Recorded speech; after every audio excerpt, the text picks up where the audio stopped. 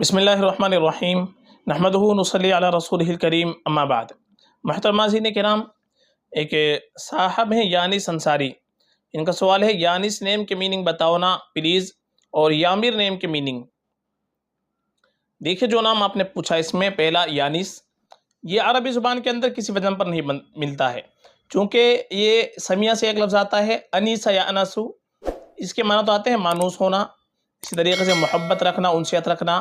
تو جو مضارع کا صیغہ بنے گا باہی مذکر غائب کا وہ یانس بنے گا، یانس نہیں بنے گا۔ اور یا پھر ایک لفظ آتا ہے کروما سے انوس یا انوسو، انسن،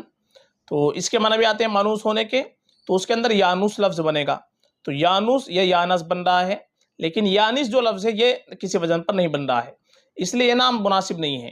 اس کے بجائے ایک نام اس میں آتا ہے یونس،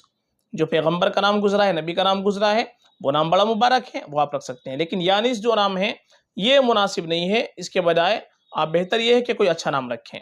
اور اگر رکھا ہوا ہے تو پھر بہتر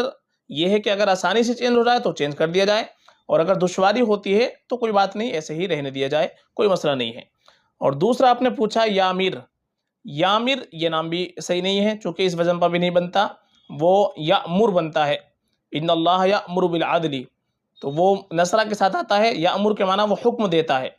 تو یامر بھی کوئی لفظ نہیں بنتا، اس لیے یہ نام بھی مناسب نہیں ہے۔ ان کے بجائے بہتر یہ ہے کہ ہم اپنے بچوں کے نام رکھیں تو انبیاء کرام علیہ السلام کے ناموں پر رکھیں، صحابہ رضی اللہ عنہم اجمعین کے ناموں پر نام رکھیں، جو نیک ہستیاں گزری ہیں ان کے ناموں پر نام رکھنے کی کوشش کریں، یہ ہمارے لیے بہتر ہوتا ہے۔ یہ نام آپ کے دونوں مناسب نہیں ہیں، فقط واللہ اعلم۔